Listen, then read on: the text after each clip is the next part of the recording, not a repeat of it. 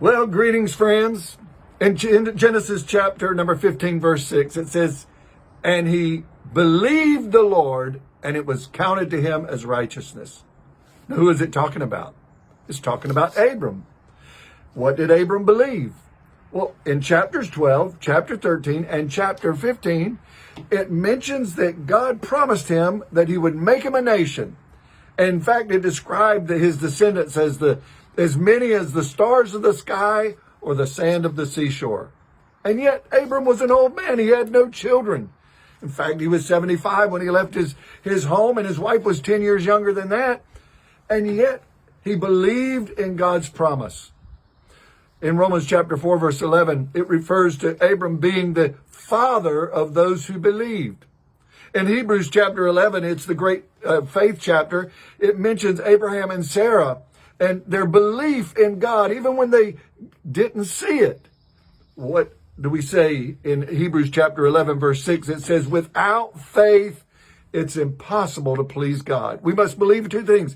We must believe that he is, and that he is a rewarder of those who diligently seek him. And Abraham believed that. He believed that God was, and he would reward him, even though he didn't see it. I think about Thomas of the New Testament when Jesus was raised from the dead, and the other disciples had seen Jesus, and he said, I will not believe unless I see him. And then Jesus appeared to him, and he actually touched Jesus. And Jesus said, blessed are those who have not seen and yet believe. Friends, I've never seen God. I've never seen Jesus.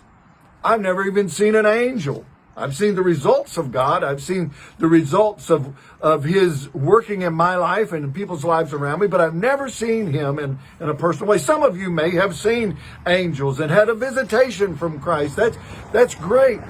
But the scripture tells us we must believe in him, regardless whether we've seen or not. So I challenge you today. This is the first place in scripture where righteousness, that is being in the right relationship with God, and belief are coupled together. And I say to you that if you want to please God, you must believe. You must believe he's going to hear you when you call on his name. You must believe he's going to supply all of your needs according to his riches and glory. You must believe that he will never leave you nor forsake you. You've got to believe that God is on your side. So I encourage you, believe, and it'll be counted to you as righteousness. God bless you. Have a wonderful day. And tomorrow we'll look at chapter 16, 17, and 18 of Genesis. Bye-bye.